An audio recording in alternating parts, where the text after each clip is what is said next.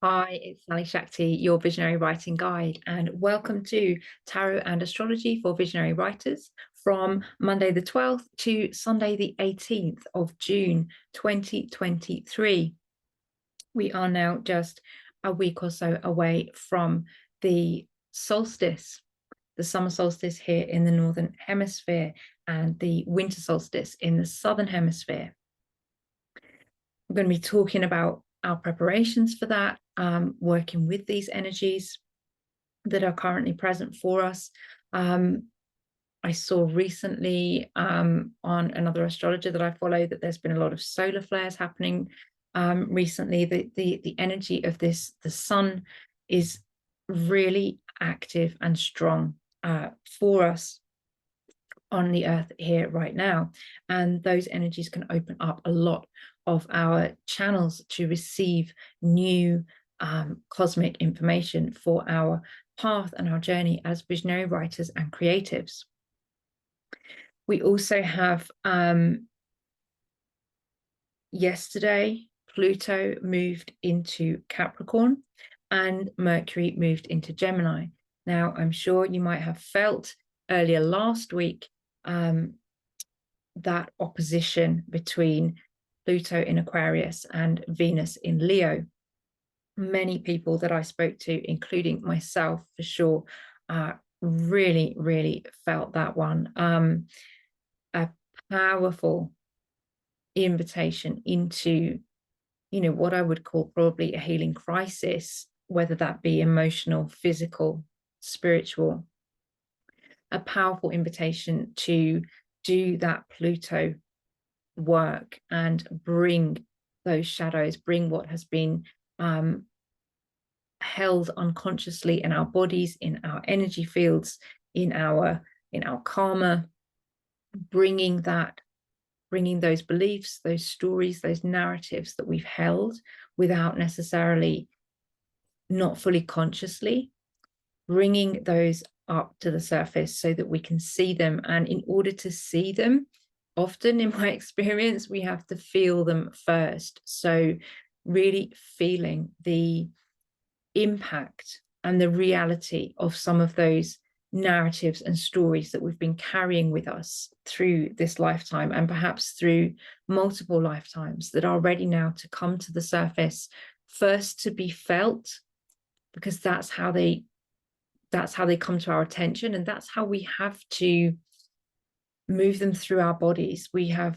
They've been stored in our bodies, either from our own previous traumas or previous stories and beliefs, or from traumas, stories and beliefs that we have inherited through our ancestry, or carried with us through our karma from multiple previous other lifetimes and timelines. Those, I've spoken about this many times in the videos, those stories that we hold, those unconscious narratives, shape our lives, our behaviors, our patterns, the ways we show up, the things that we believe are possible for ourselves. And it's time again now for more of those deeper layers to come up to the surface so that we can feel them, so that we can move them through our bodies, out of our energy field, into consciousness, and then out to release and transmute and let go of those stories that have been unconsciously shaping us and unconsciously shaping our participation in the world. I speak a lot about, as visionary writers and creatives, part of our purpose here at this time is to recreate new structures, new possibilities of thought and thinking and being and behaving in the world through our practice, through our writing and through our creativity, that open up paths of new potential for ourselves and others, recognizing really clearly that the world that we see around us is the result of the mass co-creation and participation in world construction that we all are participating in all of the time. The more consciously and the more intentionally we we come to that process of co-creation and active participation, the more we get to open up new shapes, new possibilities, and shape the way for new potentials and new ways of being, new visions to take form here on the earth, which I know is what myself and many of you, and perhaps all of us who are here in this co-created space together, are here for. The ways of thinking and being, the stories we've inherited, the stories we have been governed by and conditioned to, have created the world as we have known it. And we are here through our writing and through our practice to open new pathways of possibility through new structures and new forms that bring in new visions as active, intentional co-creators of a new earth and a new way of being. And we all always, as I've said many times before, get to do that through our own practice and our own bodies, our own energy field, our own consciousness, through working with our own material to release the stories and the narratives that we've held and that we have unconsciously perpetuated in our lives, and therefore contributed to perpetuating those stories and those narratives in the wider world. As a tangible example, one of the stories that I'm working with most strongly at the moment is the story of self-worth, and the story that I have held and carried and believed and inherited and been conditioned to, of lack of self-worth, of lack of value for who I am, what I bring, what I'm here to do. And I know that many of us who are in creative practices and who have revolutionary visions have felt similarly, that there hasn't been a place of welcoming for our ideas and our practices and our ways of showing up and our ways of doing things through our writing or our creative practice or in our lives. There hasn't been a welcome space for us to be who we are, to fully take ownership of ourselves and our visions and our practices in the world that we have been used to. And a lot of that story for me comes up through a limited belief in self-value, limited perspective of self-worth.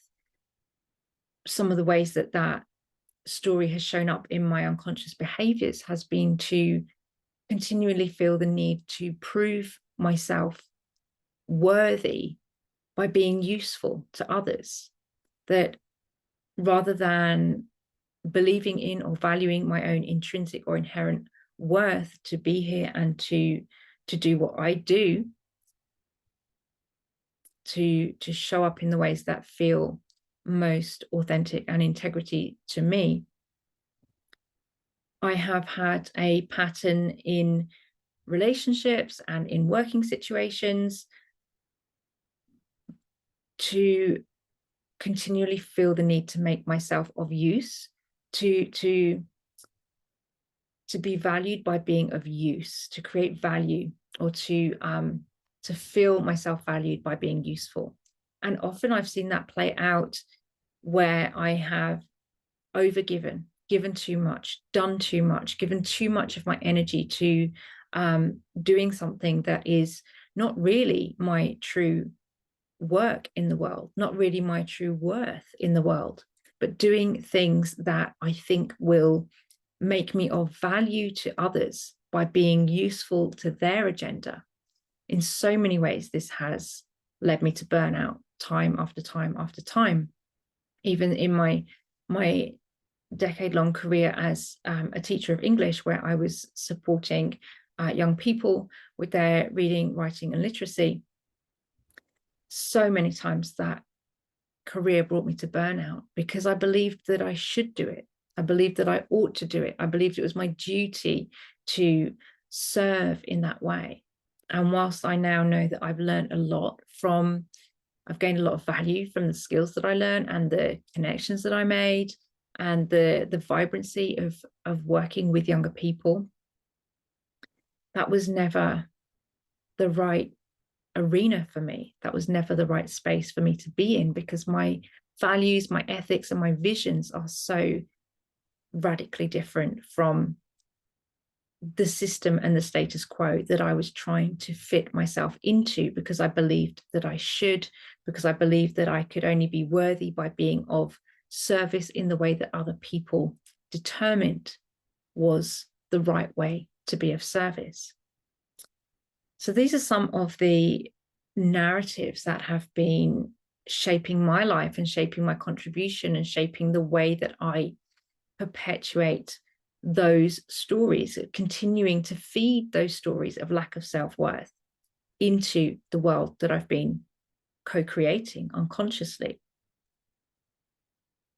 I notice as well that as I've been holding that story, even where I've given an equal or greater contribution to a project than some of the other people involved, I've still been overlooked and undervalued. And this is a familiar pattern. It's something that comes up time and time again in my relationships, both romantic and work-based and spiritual, with people in general. And this comes from undervaluing myself.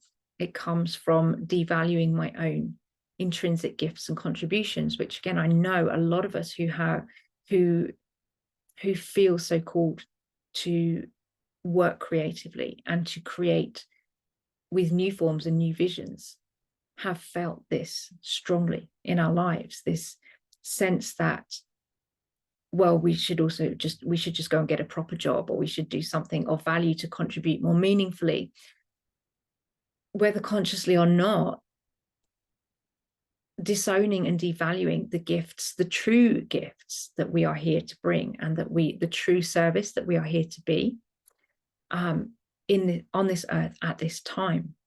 Because it hasn't been easy for us, let's say that it hasn't been easy for us to value our gifts and our visions in the world that we have been conditioned to be in. But as many more of us begin to break away from that conditioning, and we begin to see those stories in ourselves and how they have played out through our behaviors, and how they show up in our what is habitually reflected back to us from the world, the more we can begin to see, however painful that often is, the more we can begin to see the stories for what they are, and their presence in our lives, and the influence that they're having over us. And then that supports us to consciously and intentionally make new decisions, create new belief systems, and open up new pathways of possibility for ourselves and others. That process, for me, begins in ourselves. The sensation comes up as a feeling, emotional or physical, in my own body, or even subtle, energetic, but through my own body, that I respond to, that I notice, that I journal with, that I become more conscious of, and then begin to see and make connections with the patterns that has played out in my life, and the ways that every time I continue to choose, consciously or unconsciously, to feed that narrative of, let's say, lack of self-worth, I'm continuing to create that world, both for myself and to contribute to creating that world for the collective. So the more I become conscious of those patterns in myself, through journaling, through introspection, through self-inquiry, through somatic inquiry, the more I'm able to notice the stories, notice the patterns, notice the behaviors, notice the outcomes, and then begin to see and shift my choices more intentionally as I move towards creating new pathways that may feel often scary because they are unknown. Because every time any of us is doing this work, this internal work in ourselves, that we then bring outwards to share in our creative practice with others, we are creating new pathways into the unknown. We are channeling those new possibilities for new potential, for a different world to be created. And we don't create a different world by having a blueprint and trying to get to the end product all at once. We create that new world in ourselves through our individual choices, through becoming more conscious of the stories and the narratives that have contributed to our behaviors and patterns, and that we have continued to perpetuate as part of our co-creation in the world.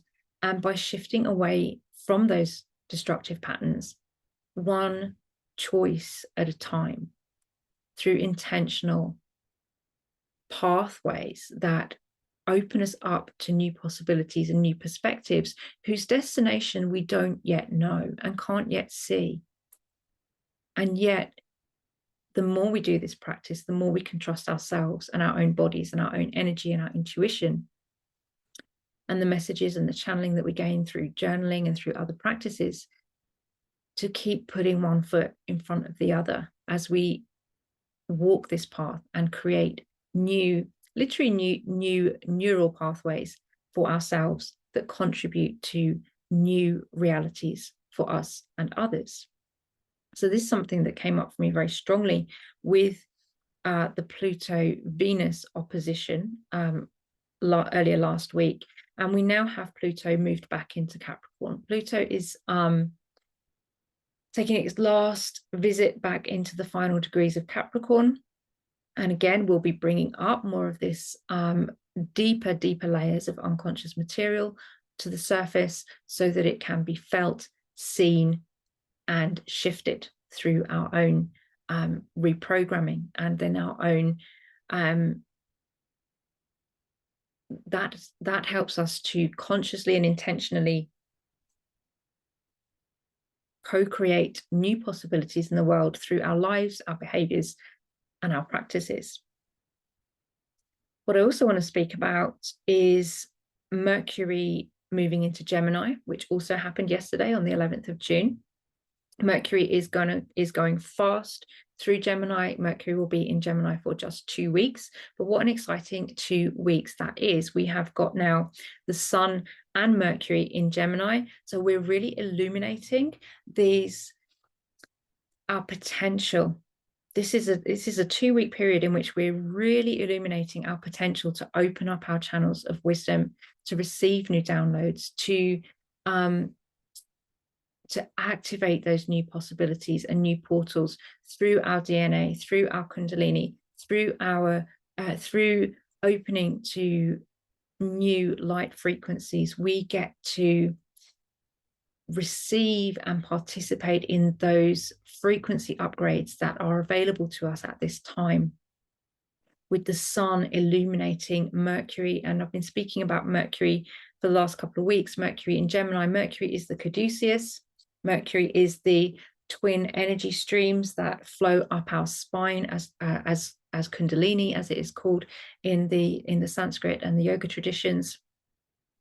It's also, for me, the double helix of the DNA, and it's active as light that we hold and channel and communicate in every cell of our body. So Mercury, for me, is Mercury is the messenger. Mercury is our ability to hold and receive and communicate and channel light from the cosmos. And with Mercury and the Sun both in Gemini at the moment, there is an expansion of our capacity to open to receive new channels of light frequency, new illumination, new light codes, new information that will spark off every illuminated aspect of our being. We've got the Kundalini flow, the double energy stream that flows all the way up from the root to the crown of the spine. We've got the double helix of the DNA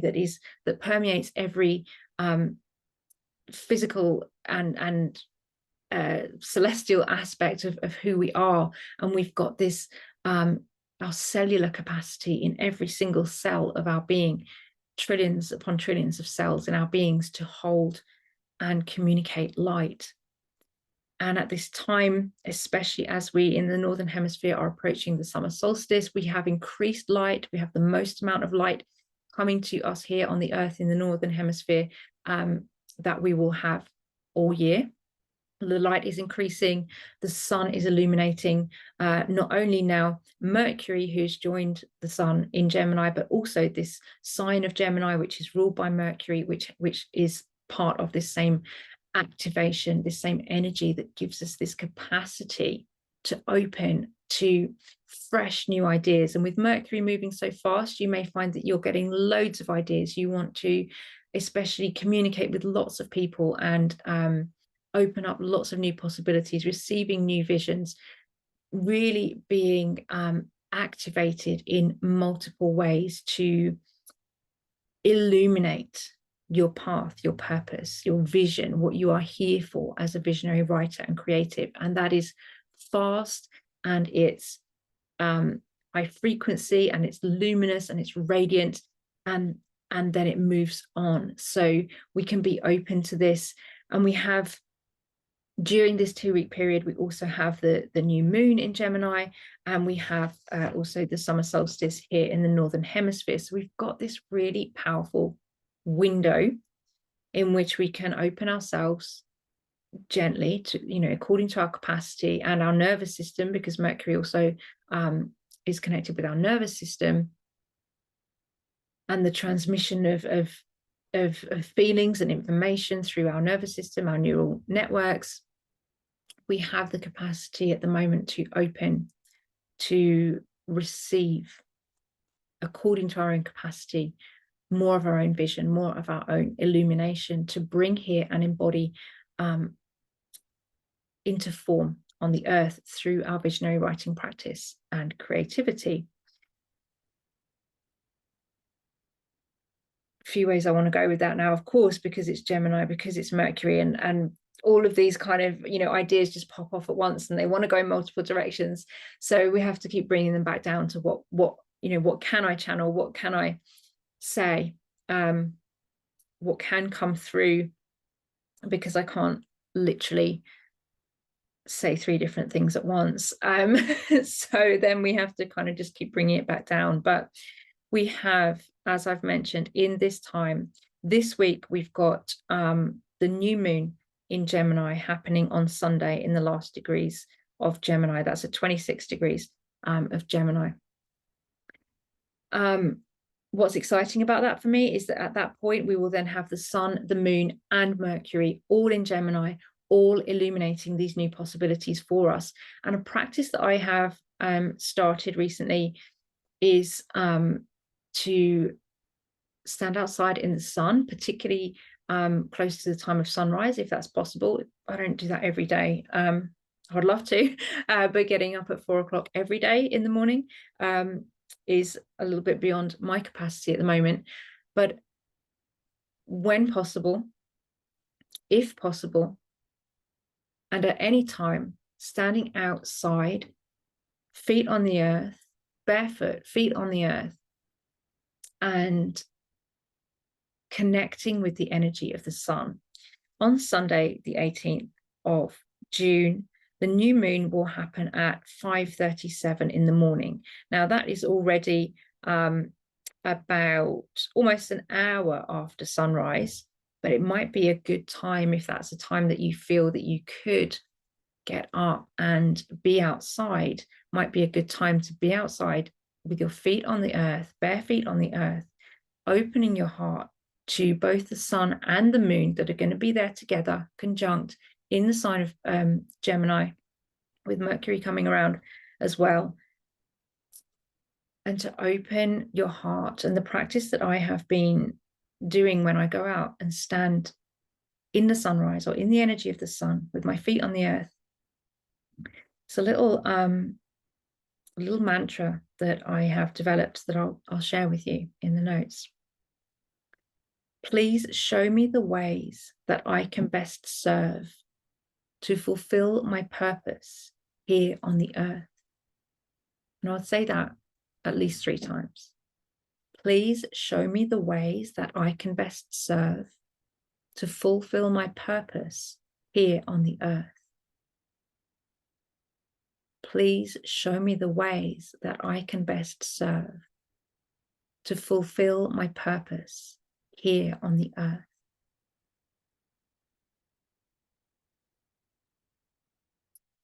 And with that is an invitation then for the light of the sun, and on Sunday particularly, the light of the sun, the energy of the newly birthed moon, and the speed and the passion of Mercury, to open up those channels that we've been speaking about and to illuminate your way forward, illuminate your path. And then what that brings for me, what that brings around for me is Saturn, the energy of Saturn in Pisces, which we've been speaking about since March this year. Saturn on Saturday, the 17th of June, goes retrograde in Pisces for the first time in this cycle, and will be retrograde until November. Now, as Saturn goes retrograde, it's going to pass back over the Pisces new moon point that was activated on the Pisces new moon on the 20th of February, which is also the day that Venus entered Aries and started her next cycle around the zodiac. So that was a powerful energy on the 20th of February. If you look back to your Pisces new moon journaling or intentions, or think back to what you were doing, how things were showing up for you around that new moon on the 20th of February, it was a powerful time as we were coming in the Northern Hemisphere, we're coming out of the dark of winter and beginning to set intentions for this year.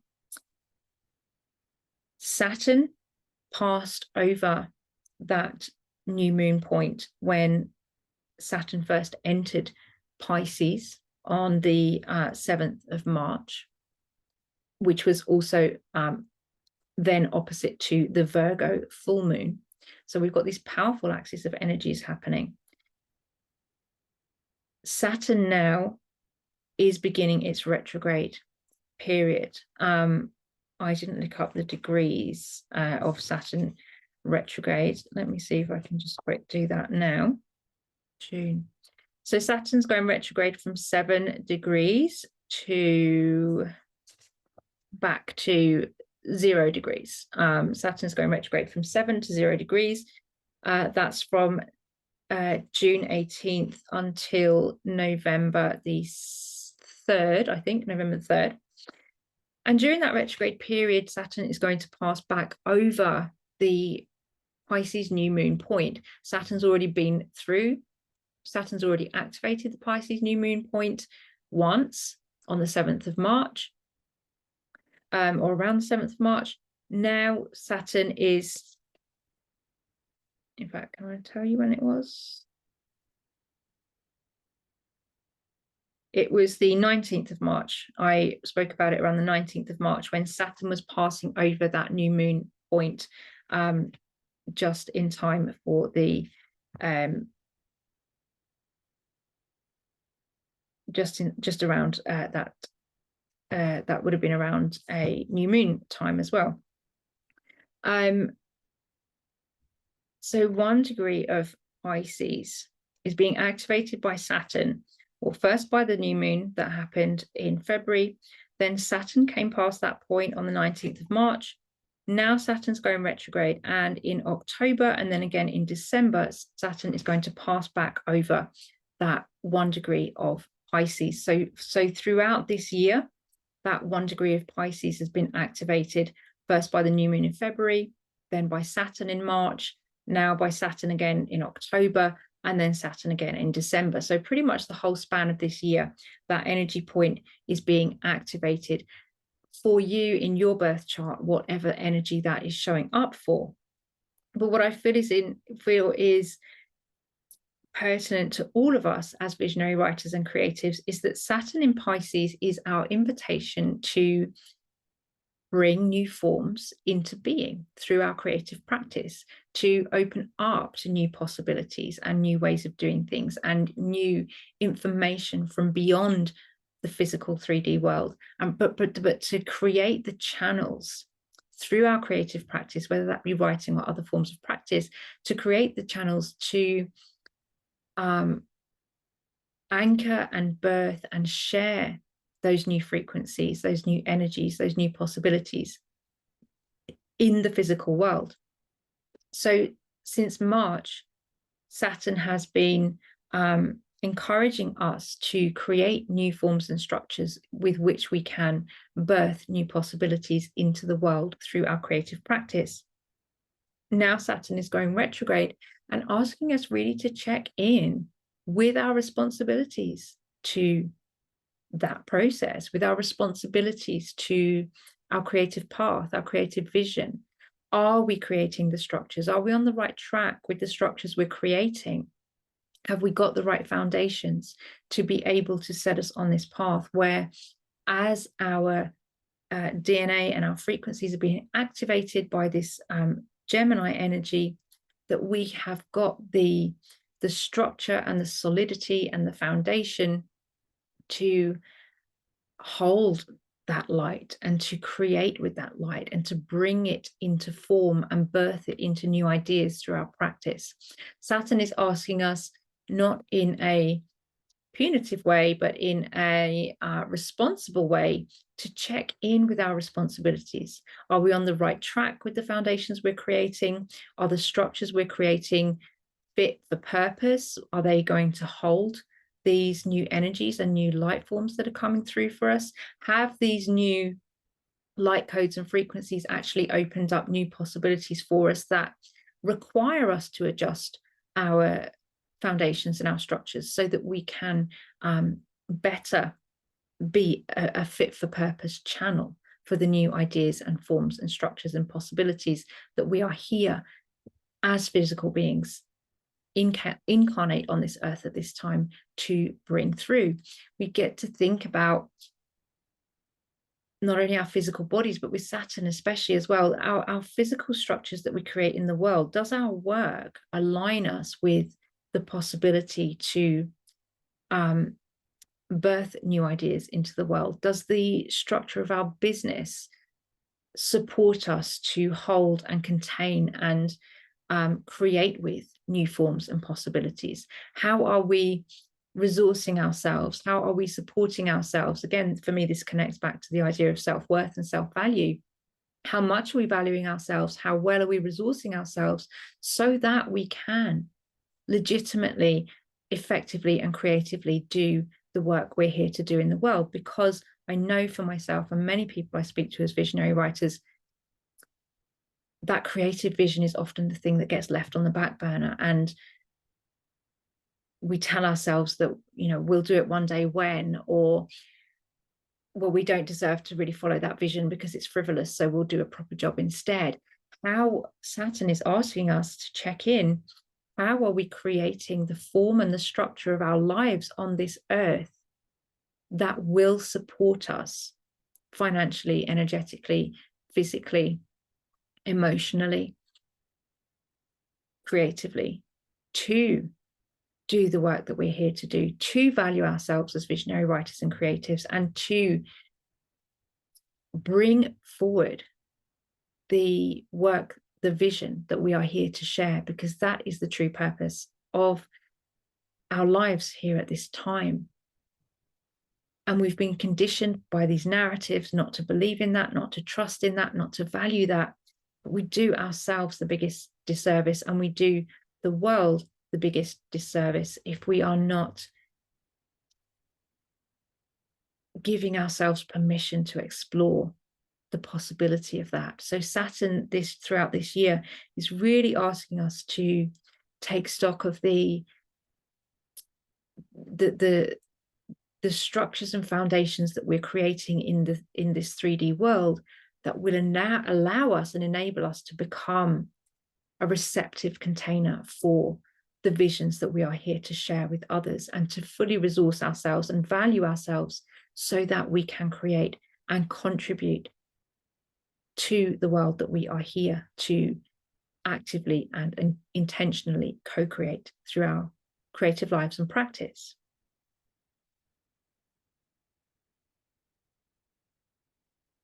And so the final thing I just want to signal towards in today's video is something that came to me earlier this week, and I started to wonder, because of all this Gemini energy coming up, and thinking about Uranus in Taurus, and wondering to myself, I wonder when Uranus is going to move out of Taurus, because when Uranus is complete in the sign of Taurus, Uranus is also going to move into Gemini, and that for me feels like a really potent time for this visionary creative work to take hold in the world. This is what I feel we are preparing for in this time.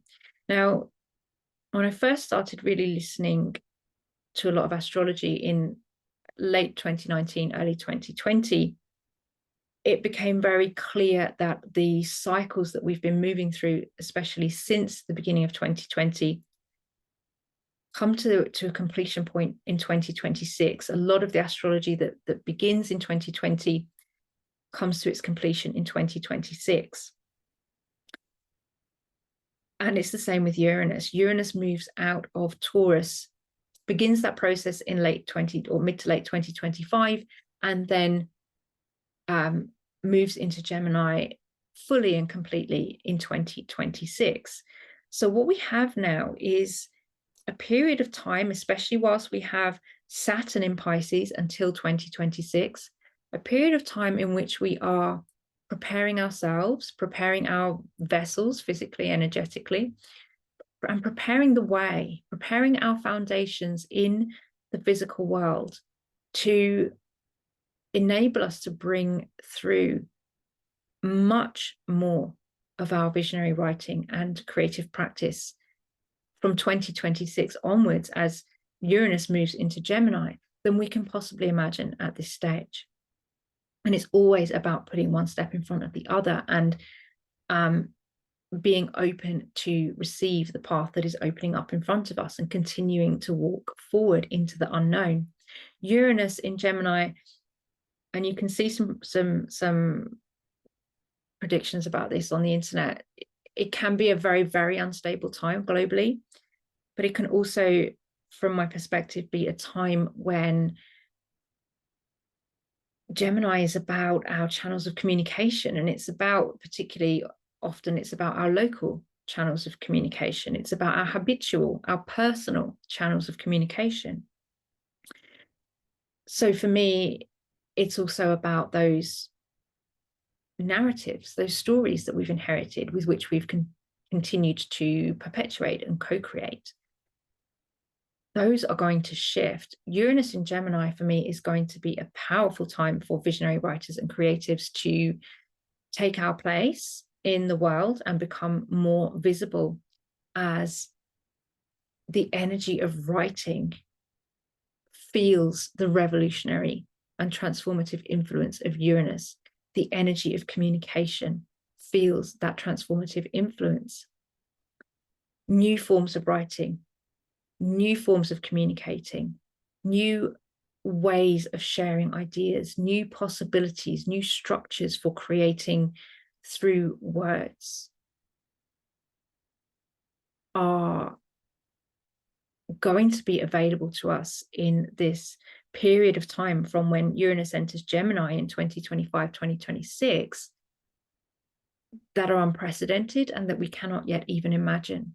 So what is our invitation in between times is to keep practicing, keep being present with our practice, and keep creating the foundation. So if I was to say, this, over particularly this next couple of weeks, we have the opportunity to keep opening to more vision, more light, more inspiration, new light codes, new frequencies, new downloads. We have the opportunity to keep opening. We have the mantra to open our heart and receive guidance from our higher self and from our spirit guide teams to show us the ways that we can best be of service. And we have Saturn going retrograde to ask us to reconsider and rebuild our foundations so that We are preparing the way for us to live the lives that we are here to live here on the earth. We are preparing our foundations. We are preparing ourselves. We're preparing our lives to enable us to move forward and to step forward as visionary writers and creatives, as we move then into new and unknown territory when Uranus enters Gemini in 25-26. This time period for me feels like deep level preparation for that. Everything that's coming up and coming to the surface to be healed and released, all the old narratives, all the old stories falling away, consciously and intentionally creating new pathways, new possibilities, new neural pathways for ourselves and others, consciously and intentionally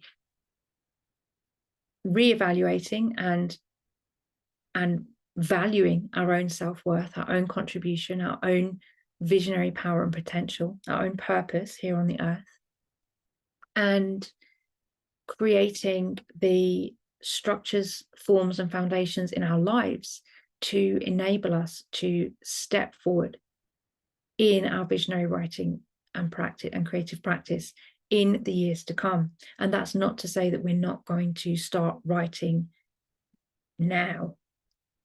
We lay the foundations by continually engaging in our practice and being seen and being visible and getting ready to step into greater potential as the energies shift, and this real invitation for new forms of communication to radically open up new perspectives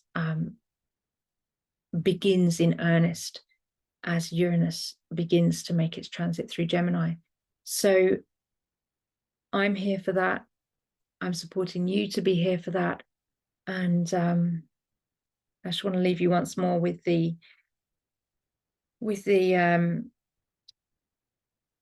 mantra for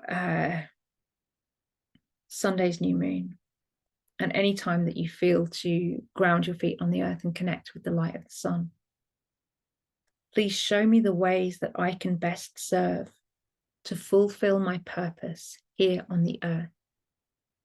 Please show me the ways that I can best serve to fulfill my purpose here on the earth.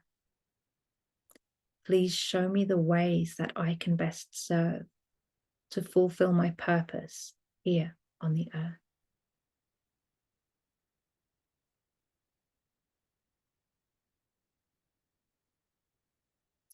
As ever, it's a real pleasure and privilege to be here with you. Thank you so much for watching. Thank you so much for sharing. Thank you so much for commenting. And if you want to connect with me on social media, you can find me on Facebook and Instagram at Writing Thriving. Sending you so much love and blessings for this Gemini season new moon.